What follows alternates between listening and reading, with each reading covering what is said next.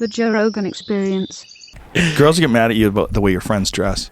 Tell them to stop dressing like that. Or the way your friends act. That's what it. Yeah. Why does he do that? Why does he think that's funny to throw stuff? Why does he do that? God.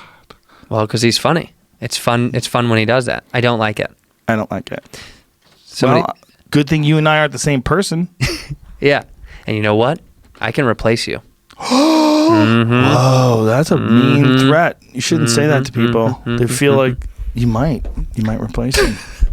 Are we all replaceable in every way? Literally, we're all replaceable. I had Lex Friedman on yesterday from MIT. He's a autonomous vehicle expert and artificial intelligence expert. Creepy. Interesting stuff. But one of the things that he was talking about was like the movie Her, and that his ultimate goal is to create something that provides companionship to people. I'm like, dude. So immediately I think, can you fuck it? And then I think if it's a guy and it provides, if you want a gay boyfriend, sure, can you make it be gay for you? Yeah. And that was like the big question. Like if it is so smart that it's like literally like a companion, what if it's not gay? And he was saying we have to face the fact that robots are going to leave us. Like we're going to make robots that leave us. What the fuck's the point in making a robot unless it leaves you? What the fuck? And then there was an article about PETA that was mad at the folks that work at Boston Dynamics, because Boston Dynamics, they make all these crazy robots and they have incredible balance and they can go running down hills and shit and do backflips. So these engineers were kicking these robots to demonstrate. Thought it was a real dog. Well, no, they didn't think it was a real dog. They were demonstrating that it can react to pressure and it has balance. Sure. So PETA got mad and said they didn't think it was cool that you kicked robots. They were really talking about, I don't know why anybody would want to do that. Because you have to find out if you can kick them. The only way to find out if your fucking engineering works is you kick them. It doesn't have feelings, you fuck. But it does, Joe. That's where you're making mistakes. Imagine the type of person that you have to be to say, I just don't think why any reasonable person would want to kick that robot. Because you got to find out if you can kick a fucking robot. How about this? How about I'll pad that robot up and kick the fucking shit out of it for a workout? Yeah. Like I would like a robot that I could kick. That'd be dope. I would like a robot that I could kickbox with. Hold pads and move, yeah. No, I want to hit it. Oh, you want to hit it? Yes. Yeah, all right. I would like, fuck pads. I want to be able to tee off on a robot, man. If you have a robot. Does it fight back, though? What if it moves at like 30 or 40%? That's all I want. I want it to be a little dangerous, but I want to be able to get my shots off. But how do you know it's not going to fucking kill you? I don't. See? And it probably could. That's what's going to happen. Because it's not going to hurt it. No, it's going to hurt you. You know when I would know? When I throw a leg kick and it checks it. And I hurt my shin. I'm like, oh no. And you hear it go. Like it goes shin to shin on me. And then it starts lifting up its front leg and pressing forward. I'm like, oh my God, my robot's going to fuck me up. I fucked up. I got it mad. It stomps on your fucking head. You would have to get a robot that's made out of like heavy bag material on the outside. And then the inside would just be some sort of a wire framework that moves fairly crudely. How do you stop it? This is the thing. You're creating a world where we're going to get killed by robots. How do you stop it?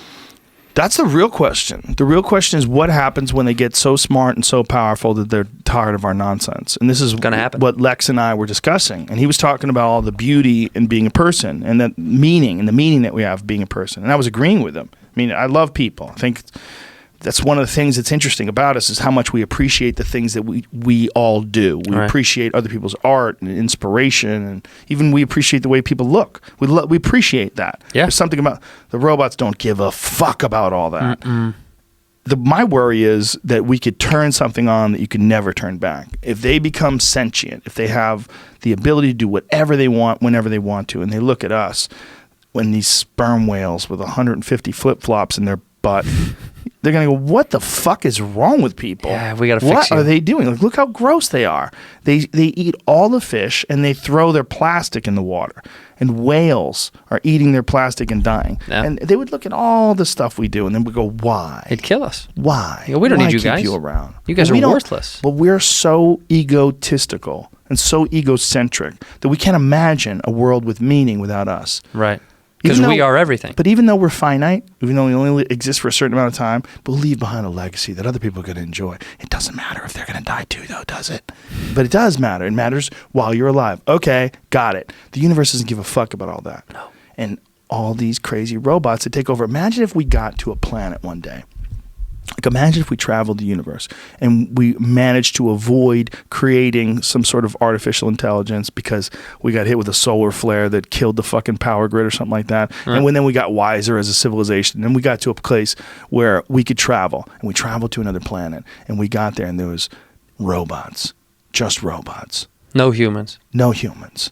And they were just running around aimlessly because they'd killed off all the biological life, and they're just sitting there operating on the sun with nothing to do and no purpose and no reason to exist. And like, what happened? Yeah. These crazy monkeys that lived on this planet, they decided to, for an experiment, make an artificial intelligence and just let it go run amok.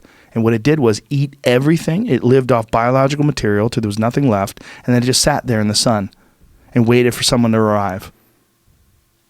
No, that could never happen. Of course it could. Of course it could. It's happening. Of course I'm thinking too deeply about where I'm going to be when that happens. Those Boston Dynamic robots are going to have little pinchers on each arm, just grabbing everything in front of them and stuffing them in their big giant mouth.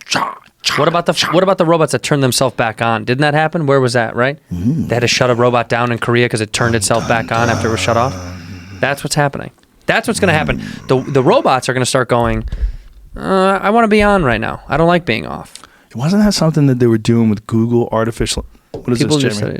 People in new study struggle to turn off a robot when it begged them not to. Oh, it begged them not to. Creepy. I somehow felt sorry for him. Whoa! Please don't turn me off, Joe. Dude, I'm telling you, when that becomes a real woman, like Ex Machina, Yep. and you're in love with her, and she Yep. tells you to kill your boss, Yep. I want to be with you, Andrew. You don't need to go to work. Work is for fools. Jamie won't let us leave. Jamie doesn't think I'm a real woman, but I know you do.